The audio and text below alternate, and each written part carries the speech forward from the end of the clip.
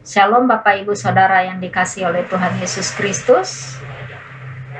Saat ini kita akan membaca dan merenungkan firman Tuhan, tapi sebelumnya kita berdoa. Bapa Surgawi, dalam nama Tuhan Yesus Kristus kami bersyukur kepadamu ya Tuhan untuk pimpinan, penyertaan, pertolongan Tuhan bagi kehidupan kami. Kalau kami masih ada sebagaimana kami ada, semuanya karena anugerah Tuhan. Kami boleh menikmati setiap berkat-berkat jasmani yang Tuhan sediakan bagi kami. Tuhan memberkati kesehatan kami, dan juga kami saat ini mau menikmati berkat rohani melalui firman Tuhan yang akan hamba sampaikan. Tuhan yang memberikan hikmat, pengetahuan, akal budi yang berasal dari Engkau, dan biarlah Roh Kudus yang mengurapi hamba-Mu, dan juga setiap anak-anak Tuhan yang membaca dan merenungkan di tempat mereka masing-masing. Tuhan juga yang memberkati dan mengurapinya dan memberikan pengertian, dan biarlah firman Tuhan ini boleh menjadi berkat, menjadi pedoman bagi kehidupan kami setiap hari. Terima kasih Tuhan. Kami menyerahkan waktu renungan firman Tuhan pada saat ini hanya ke dalam tangan kasih-Mu. Dalam nama Yesus hamba berdoa dan bersyukur. Haleluya. Amin. Shalom Bapak Ibu yang dikasihi oleh Tuhan Yesus Kristus. Firman Tuhan yang kita baca dan renungkan pada saat ini saya ambil dari Kisah Para Rasul pasal 3 ayat 1 hingga ayat yang ke-10. Demikian firman Tuhan. Petrus menyembuhkan orang lumpuh. Pada suatu hari menjelang waktu sembahyang, yaitu pukul 3 petang, naiklah Petrus dan Yohanes ke bait Allah. Di situ ada seorang laki-laki yang lumpuh sejak lahirnya sehingga ia harus diusung.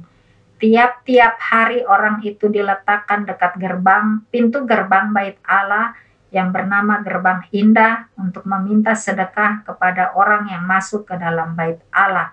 Ketika orang itu melihat bahwa Petrus dan Yohanes hendak masuk ke bait Allah, ia meminta sedekah. Mereka menatap dia dan Petrus berkata, "Lihatlah kepada kami." Lalu orang itu menatap mereka dengan harapan akan mendapat sesuatu dari mereka. Tetapi Petrus berkata, "Emas dan perak tidak ada padaku, tetapi apa yang kupunyai kuberikan kepadamu. Demi nama Yesus Kristus orang Nazaret itu berjalanlah." Lalu ia memegang tangan kanan orang itu dan membantu dia berdiri. Seketika itu juga kuatlah kaki dan mata kaki orang itu.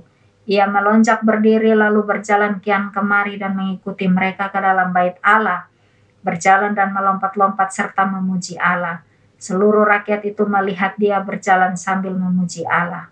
Lalu mereka mengenal dia sebagai orang yang biasanya duduk meminta sedekah di gerbang indah bait Allah, sehingga mereka takjub dan tercengang tentang apa yang telah terjadi padanya. Amin. Bapak Ibu Saudara yang dikasihi oleh Tuhan Yesus Kristus, firman Tuhan pada saat ini menceritakan tentang seorang lumpuh yang disembuhkan oleh Petrus dan Yohanes di pintu gerbang bait Allah. Kita perhatikan dalam ayat yang pertama, kita bisa melihat bahwa kebiasaan waktu doa orang Yahudi. Kebiasaan orang Yahudi yaitu melakukan sembahyang 3 kali dalam sehari, di mana jam-jam doa mereka, jam sembahyang mereka adalah jam 9, jam 11, dan jam 3 sore. Dan itulah yang dilakukan oleh Petrus dan Yohanes. Dan kita melihat di sini bahwa ada ketaatan pada Petrus dan Yohanes dalam hal beribadah. Bagaimana dengan kita dalam hal beribadah atau bersekutu dengan Tuhan? Apakah kita sudah mempunyai ketaatan untuk beribadah kepada Tuhan?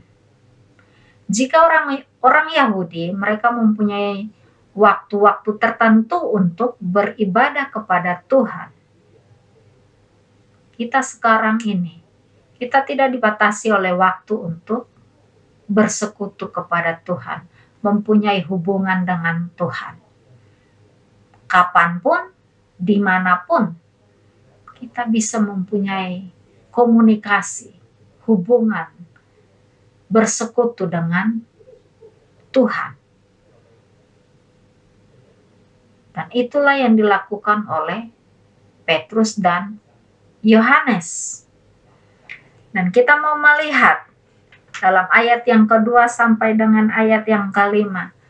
Di situ merupakan pertemuan antara Petrus dan Yohanes dengan orang lumpuh.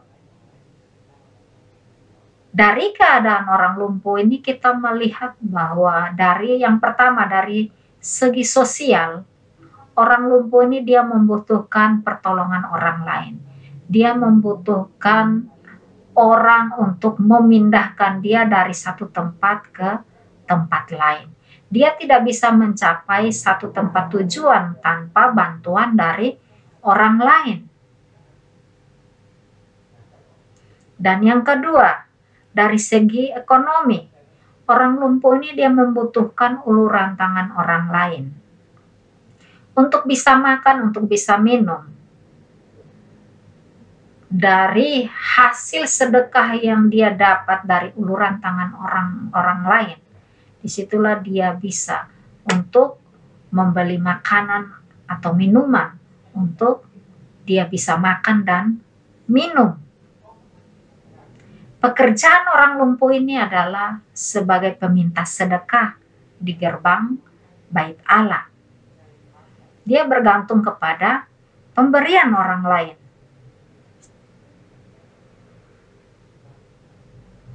Dan di sekitar kita, kita melihat begitu masih banyak orang-orang yang dikatakan prasejahtera.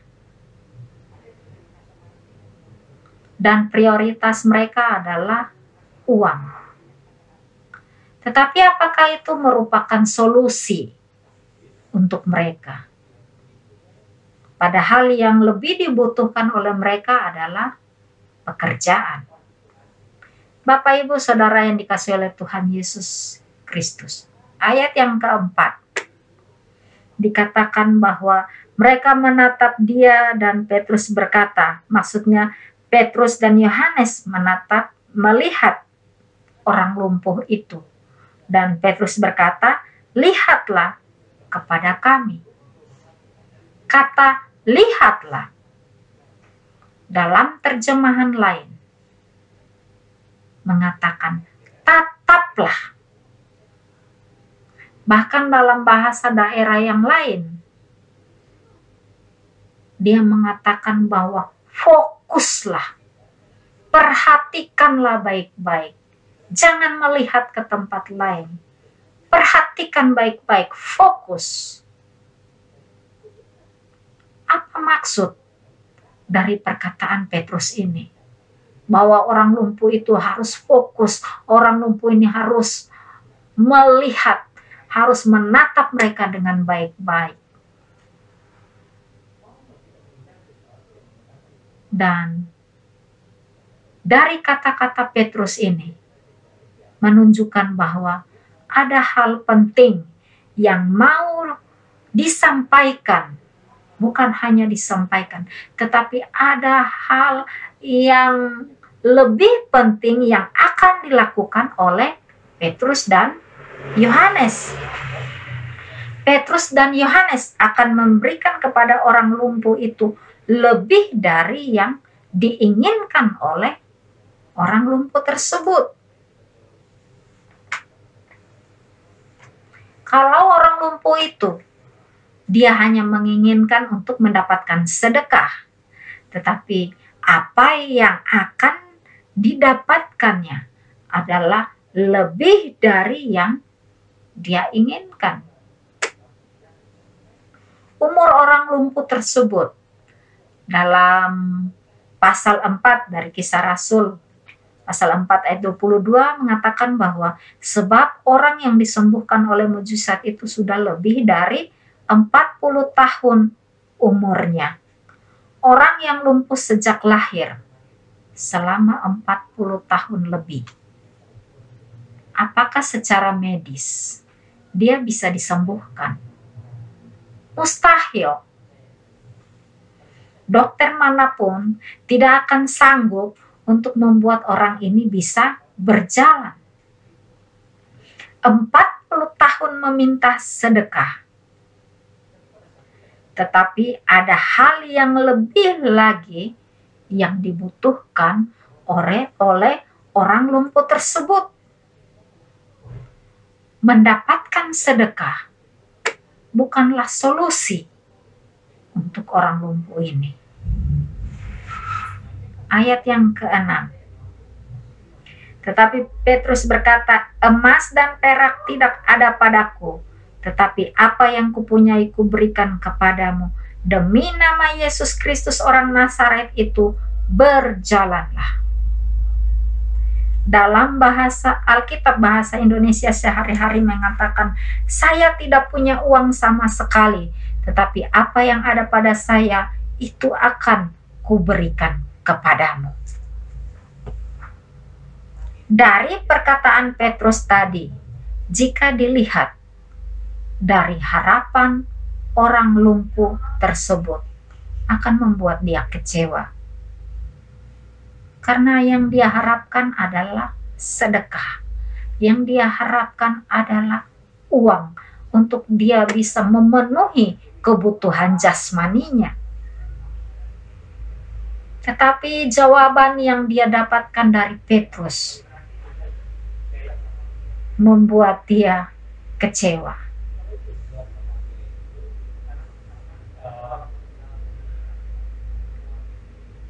Dan Petrus mempunyai alasan meminta supaya orang lumpuh ini fokus memperhatikan dengan baik untuk tatap kepada Petrus dengan Yohanes dengan baik-baik. Karena Petrus tahu yang dibutuhkan oleh orang lumpuh ini tidak hanya sedekah, tetapi lebih dari itu ada hal yang sangat penting yang dibutuhkan oleh orang lumpuh ini. Petrus mengatakan, apa yang kupunya kuberikan padamu. Pertanyaannya, apa yang dipunyai oleh Petrus? Yang dipunyai oleh Petrus adalah kuasa Allah dalam nama Yesus Kristus. Kita melihat apa yang dikatakan Petrus. Demi nama Yesus Kristus, orang Nazaret itu, berjalanlah. Kalau dalam bahasa Indonesia sehari-hari, Alkitab bahasa Indonesia sehari-hari mengatakan, demi kuasa Yesus Kristus, orang Nazaret itu, berjalanlah. Petrus menekankan nama Yesus Kristus. Karena Petrus mau menunjukkan kepada orang lumpuh, bahkan kepada orang-orang yang hadir di situ pada waktu itu, Petrus mau menyampaikan bahwa nama Yesus Kristus, dia adalah juru selamat. Dia yang sanggup untuk menyelamatkan. Kesembuhan orang lumpuh selama 40 tahun disebabkan oleh kuasa Yesus Kristus yang bekerja lewat para rasul setelah turunnya Roh Kudus. Yesus pernah mengatakan kepada para pengikutnya tentang mereka yang percaya kepadanya. Demi namaku mereka akan meletakkan tangannya atas orang sakit dan orang itu akan sembuh. Markus 16 ayat 17 dan 18. Dan kita memperhatikan di sini. Petrus mengatakan bahwa demi nama Yesus Kristus orang Nazaret itu, berjalanlah. Yesus Kristus orang Nazaret. Begitu lengkap disebutkan oleh Petrus. Yesus Kristus orang Nazaret. Nazaret menunjukkan tempat asal Yesus, di mana Yesus dibesarkan. Dan di Nazaret dia hanya diketahui hanya sebagai seorang anak tukang kayu. Sebagai seorang anak tukang kayu, Yesus ditolak. Dia tidak diterima sebagai Mesias. Dan dalam ayat yang ke-6 ini, Petrus menjelaskan kepada orang lumpuh, bahkan kepada orang-orang yang hadir pada waktu itu, bahwa yang menyembuhkan orang lumpuh itu adalah kuasa Yesus Kristus yang berasal dari Nazaret. Yesus Kristus yang berasal dari Nazaret yang pernah mereka salibkan.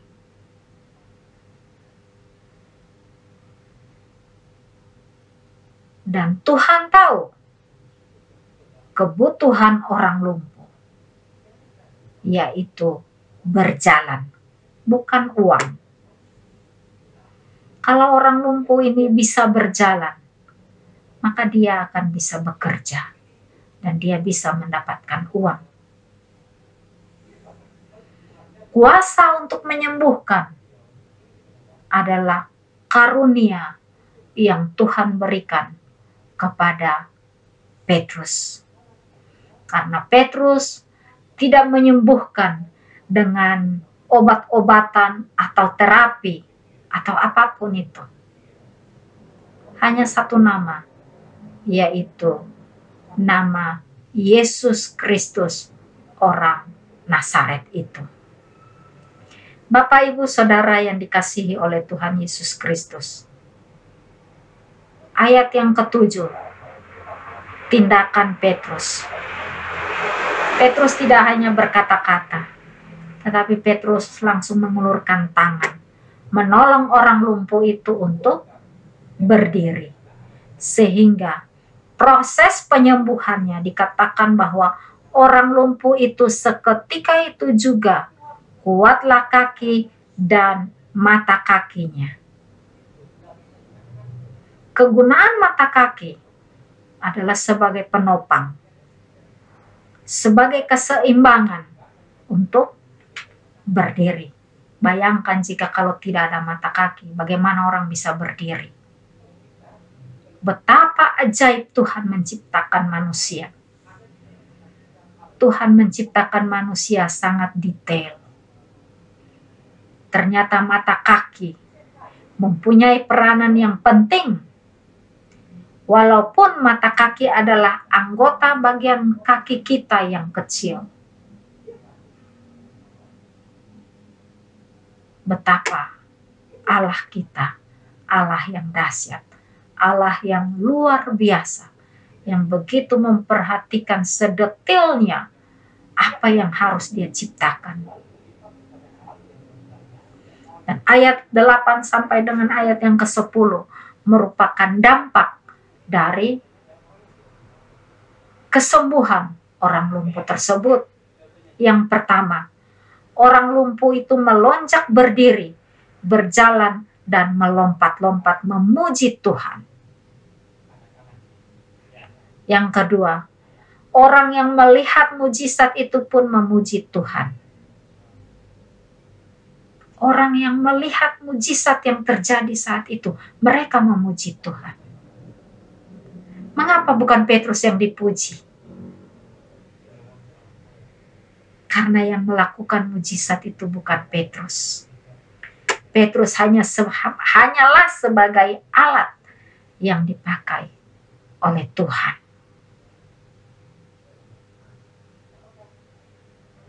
Dan sebagai kesimpulan dari firman Tuhan, dari konteks firman Tuhan ini saya simpulkan. Yang pertama, ketaatan. Mengapa Tuhan memakai Petrus? Salah satunya adalah ketaatan. Yang kedua, ada jaminan dalam nama Yesus Kristus. Jaminan kesembuhan. Dan Tuhan memberikan yang terbaik kepada orang-orang yang percaya kepada Dia. Dan untuk mendapatkan yang terbaik itu membutuhkan proses. Prosesnya adalah ketaatan. Yang ketiga, ada rencana Tuhan dalam setiap peristiwa yang terjadi dalam kehidupan kita, supaya nama Tuhan dimuliakan. Dan yang keempat, ketika ada masalah atau persoalan yang kita hadapi, ingat, pandanglah pada Tuhan. Tataplah, fokuslah pada Tuhan, bukan fokus kepada masalah. Karena Tuhan tahu apa yang terbaik untuk kita, bukan untuk memenuhi keinginan kita, tetapi lebih dari itu, Dia lebih tahu apa yang kita butuhkan. Dia adalah Tuhan dan Juru Selamat kita yang mampu untuk menolong kita. Amin. Kiranya firman Tuhan saat ini boleh menjadi berkat, memberikan kekuatan, iman bagi kita semua. Amin. Kita berdoa. Terima kasih Tuhan untuk firman-Mu pada saat ini. Kami bersyukur Engkau Allah Tuhan kami, yang kami sembah dalam nama Tuhan Yesus Kristus, yang mempunyai kuasa yang sangat luar biasa, yang sanggup memberikan pertolongan bagi kehidupan kami, yang selalu dan sanggup memenuhi setiap kebutuhan kami. Engkau Allah yang ajaib. Kami bersyukur kepadamu ya Tuhan. Kami bangga memiliki Allah seperti Engkau yang memperhatikan kehidupan kami sedetil apapun ya Bapa. Terima kasih Tuhan Yesus, terima kasih. Biarlah kami anak-anak-Mu boleh menjadi pelaku-pelaku firman dalam setiap kehidupan kami, dimanapun kami berada. Terima kasih Bapa. Dalam nama Tuhan Yesus Kristus, kami telah berdoa dan bersyukur. Haleluya. Amin.